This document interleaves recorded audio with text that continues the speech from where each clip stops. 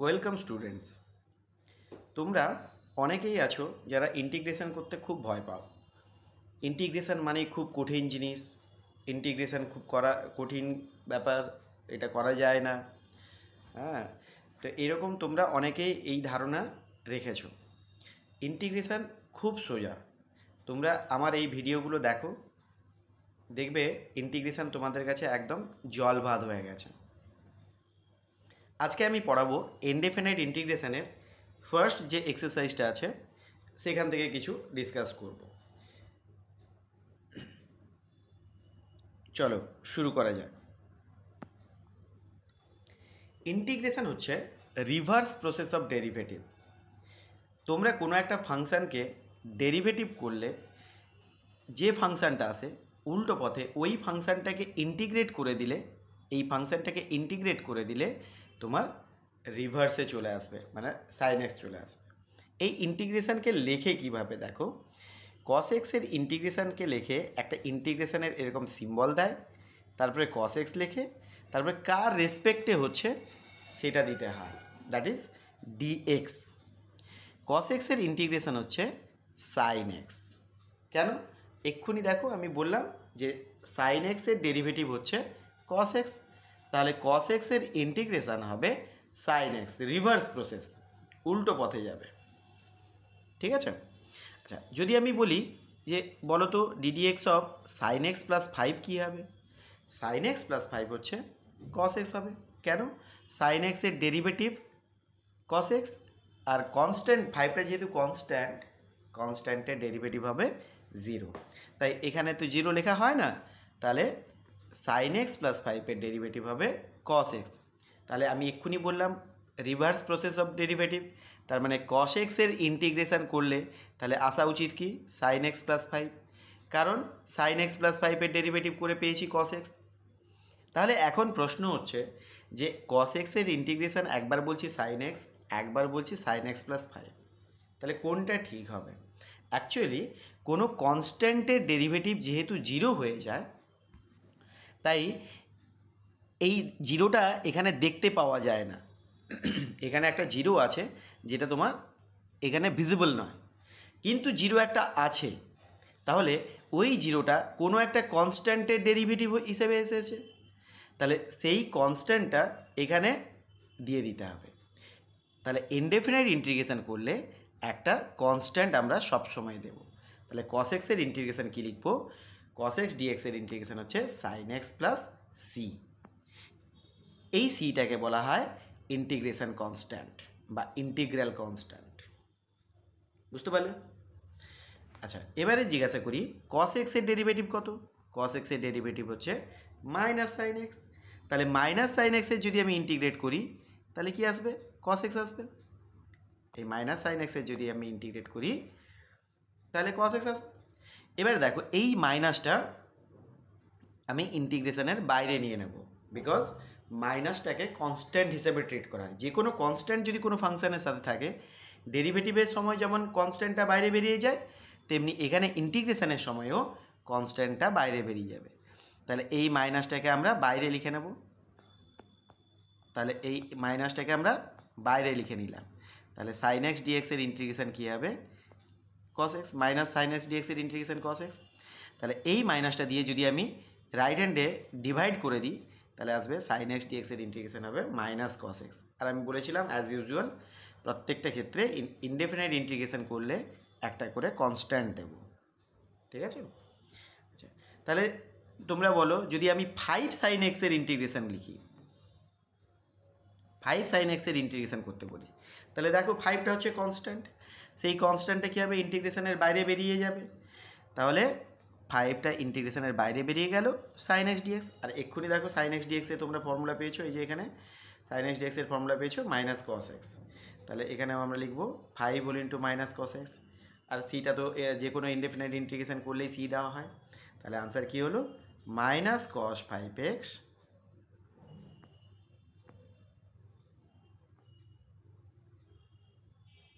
Minus cos five x plus c. বুঝতে পারলে? Next আসি ddx of x to the power n plus one. x⁴n+1 এর derivative করলে কী আসবে? তোমরা সবাই জানো ডেরিভেটিভটা কেমন হয়। এই পাওয়ারে যেটা থাকে সেটা বাইরে চলে আসে, তাহলে n+1টা বাইরে চলে আসবে, x⁴n হবে। তাহলে এখন এইটার যদি আমি ইন্টিগ্রেশন করি, n+1 x⁴n এর যদি আমরা ইন্টিগ্রেশন করি এইটার, তাহলে কি আসবে?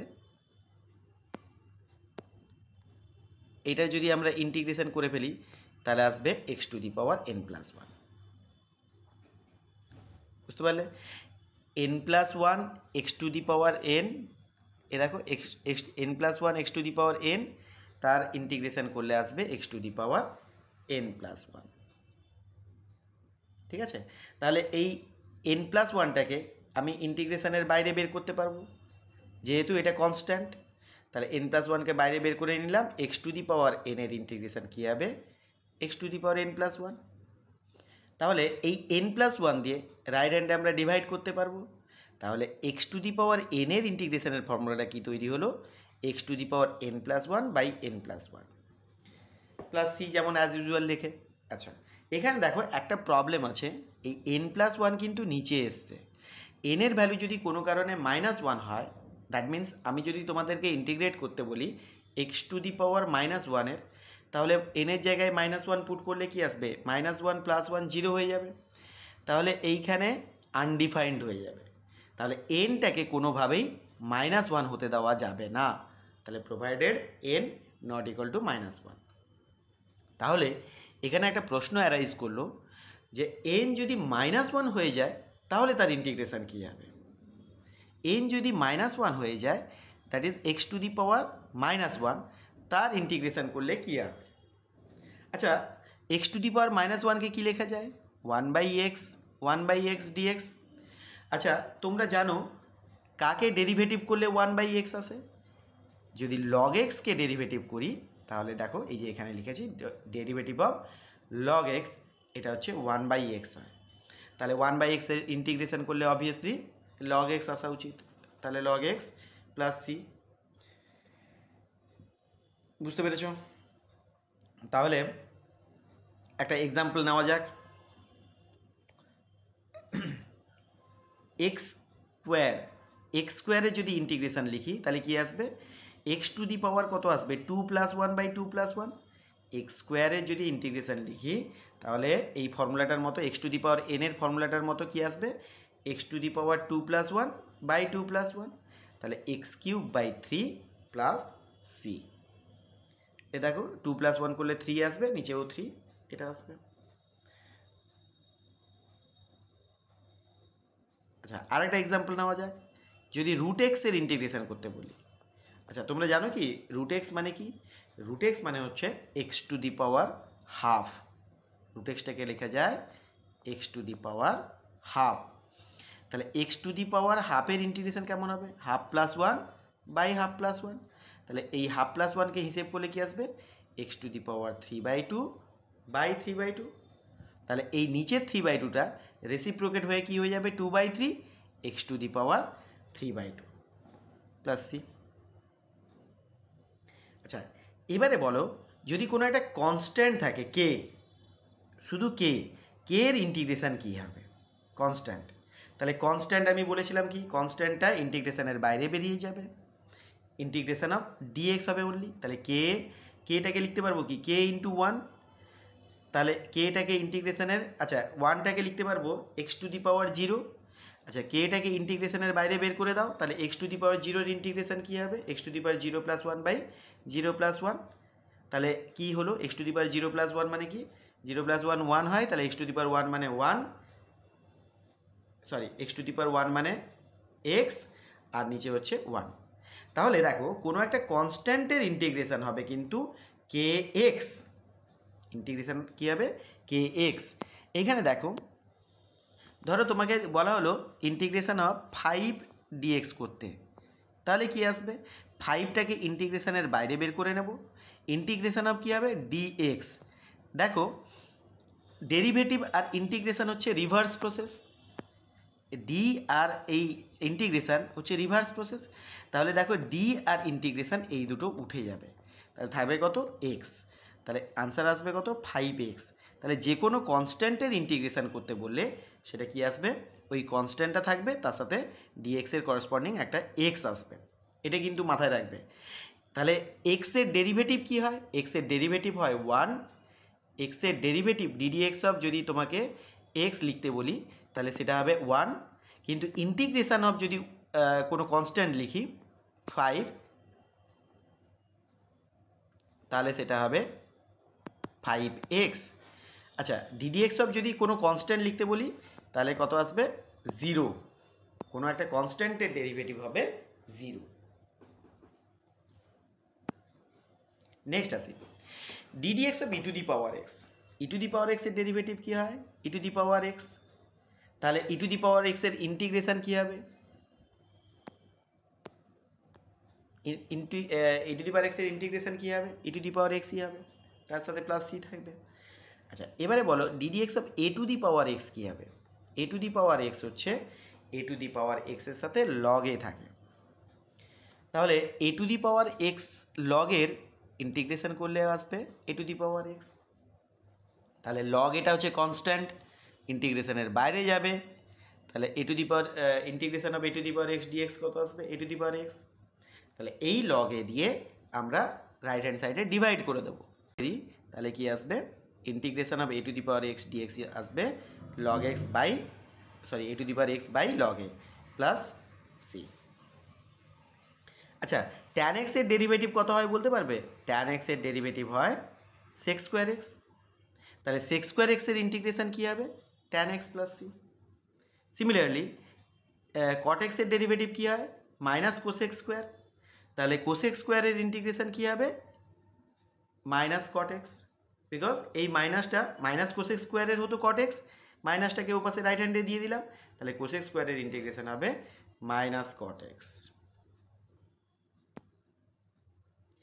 আচ্ছা, সেক এক্সের ডেরিভেটিভ কি, সেক এক্সের ডেরিভেটিভ হচ্ছে সেক ট্যান, তাহলে সেক ট্যানের integration sec x tan x, sec x tan এক্সের ইন্টিগ্রেশন কী হবে, সেক এক্স প্লাস সি।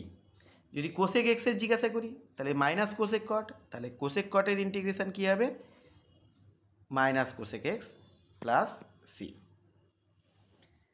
আচ্ছা, এবারে একটা জিনিস বলছি, যদি কোনো কনস্ট্যান্ট যদি কোনো ফাংশনের সাথে মাল্টিপ্লাই থাকে তাহলে সেই কনস্ট্যান্টে কী হয়, ইন্টিগ্রেশনের বাইরে বেরিয়ে যায়, সেই জিনিসটাই আরেকবার এখানে বলে দিলাম।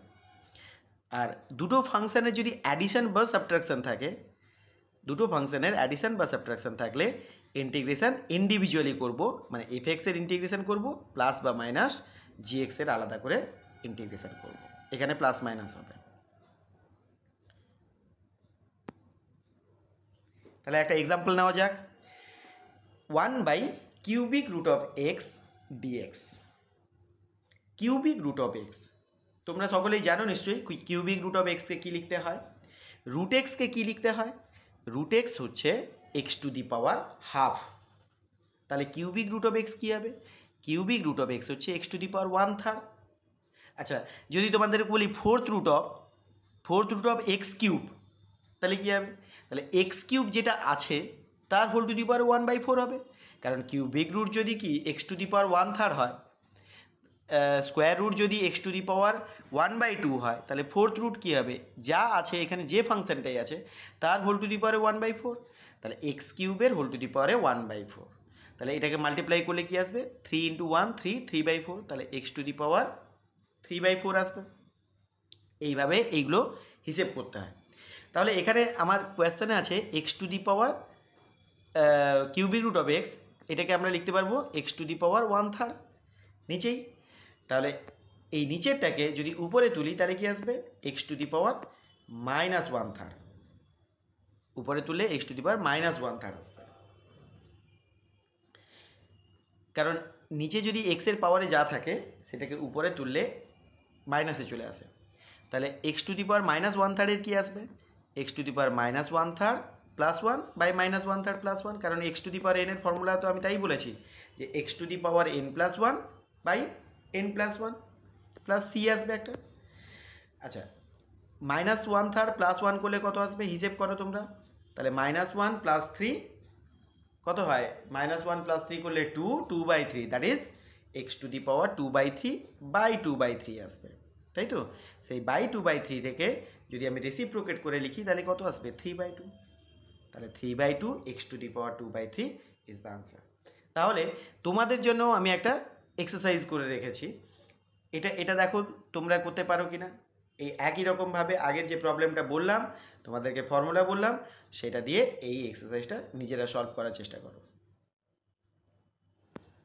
Next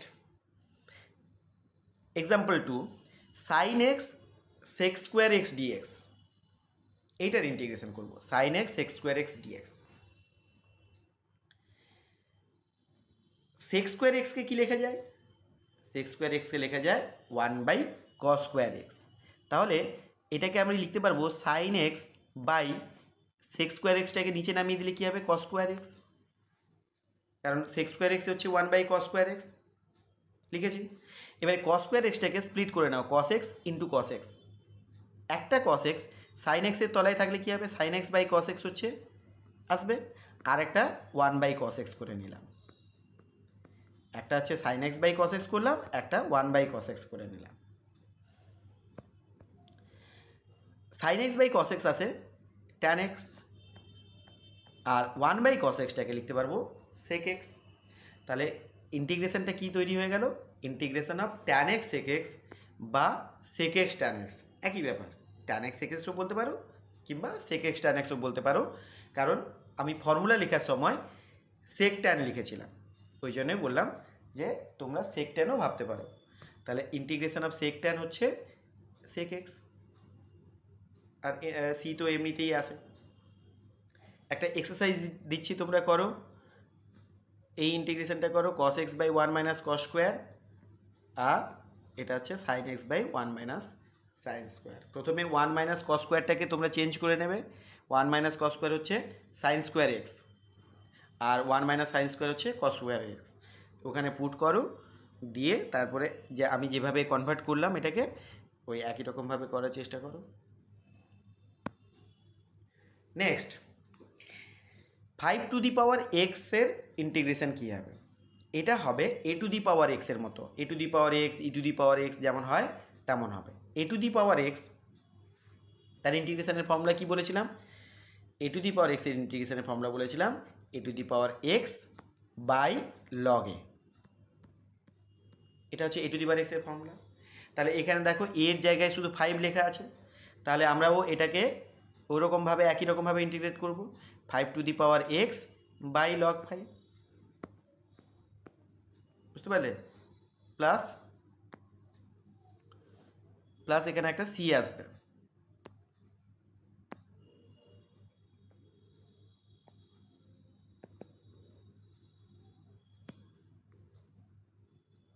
plus c। আচ্ছা, আরেকটা এক্সাম্পল নিয়েছি 7⁴x e⁴x। এটাকে কিভাবে করবে? এখানে দেখো 7⁴x একটা আছে, e⁴x একটা আছে। তাহলে তোমরা বলবে যে স্যার প্রোডাক্টের রুল লাগাবো, কিন্তু ইন্টিগ্রেশনে প্রোডাক্টের রুল আমি এক্ষুনি শেখাইনি। প্রথমে এটা আমি শেখাইনি, এটাকে বাই পার্টস বলে, এটা পরে শেখাবো যখন প্রোডাক্টের রুল। তো এটাতে যেহেতু দুটোতেই পাওয়ার একই আছে, তাই এটাকে আমরা কি লিখতে পারবো? 7e-কে পুরোটাকে ব্র্যাকেট লাগিয়ে তার হোল⁴x লিখতে পারবো। এবারে 7e-টাকে কনসিডার করব a বলে, তাহলে a⁴x এর যেমন ইন্টিগ্রেশন হয় তেমন ইন্টিগ্রেশন হবে, বিকজ 7e-টা হচ্ছে কনস্ট্যান্ট, তাহলে কনস্ট্যান্ট অন্য একটা a বলে কনসিডার করতে পারবো। তাহলে 7e হোল⁴x এর ইন্টিগ্রেশন কী হবে? 7e হোল⁴x ডিভাইডেড বাই log 7e, আর এটা প্লাস c হবে।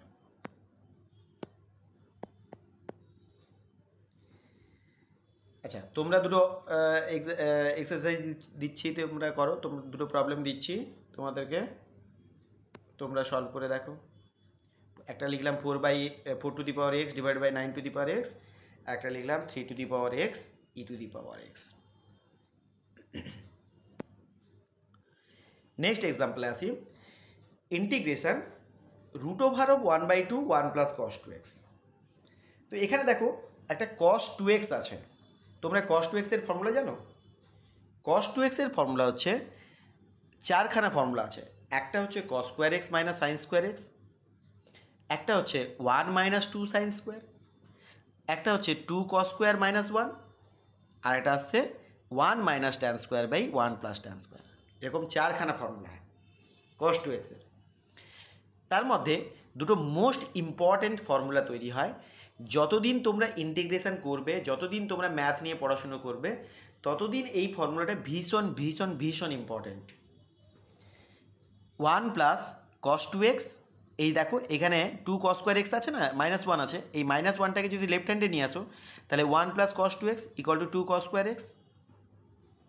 আর এখান থেকে 1টাকে রেখে দিয়ে কস টু এক্সটাকে রাইট হ্যান্ডে নিয়ে আসো, আর মাইনাস 2 সাইন স্কোয়ারটাকে লেফট হ্যান্ডে নিয়ে যাও, তাহলে দেখতে পাবে 1 মাইনাস কস টু এক্সের ফর্মুলা হবে 2 সাইন স্কোয়ার এক্স। এই দুটো ফর্মুলা খুব ভীষণ ইম্পর্ট্যান্ট, তোমরা একদম মুখস্থ করে রেখে দেবে। যখনই তোমরা দেখতে পাবে 1 প্লাস কস টু এক্স আছে, তখনই অ্যাপ্লাই করবে 2 কস স্কোয়ার এক্স, আর 1 মাইনাস কস টু এক্স হলে 2 সাইন স্কোয়ার এক্স হবে। ঠিক আছে, তাহলে 1 প্লাস কস টু এক্স এখানে লেখা আছে, তাহলে 1 প্লাস কস টু এক্সের জায়গায় লিখতে পারবো কি 1/2 থাকলো, এই 1 প্লাস কস টু এক্সের জায়গায় লিখতে পারবো 2 কস স্কোয়ার এক্স। তাহলে এবারে দেখো 2 ক্যান্সেল হয়ে যাবে, এই 2 ক্যান্সেল হয়ে গেলে কি থাকবে cos square x, cos square এক্সের রুট করলে আসবে কস এক্স, তাহলে integration of cos x dx. Cos এক্সের ইন্টিগ্রেশন কি সাইন এক্স প্লাস সি। তাহলে তোমরা দুটো প্রবলেম করো, দুটো প্রবলেম দিয়েছি এখানে। এই যে এখানে লেখা আছে কস টু এক্স, কস টু এক্সকে চেঞ্জ করে নেবে 1 মাইনাস 2 সাইন স্কোয়ার এক্স, তাহলে 2 sine square x 2 sine square x কেটে যাবে, থাকবে কত 1 উপরে, তাহলে 1 বাই কস স্কোয়ার এক্স, তার মানে উপরে তুললে কী হবে সেক্স স্কোয়ার এক্স, আর সেক্স স্কোয়ার এক্সের ইন্টিগ্রেশনের ফর্মুলা আছে ট্যান এক্স। এইভাবে করবে, পরেরটাকে চেঞ্জ করো 1 মাইনাস 2 সাইন স্কোয়ার এক্স, এটা তো ফর্মুলাই বললাম এক্ষুনি কস টু এক্সের ফর্মুলা, তাহলে এখন আসবে cos 2 into x by 2 that is cos x আসবে, তোমরা চেষ্টা করে দেখো।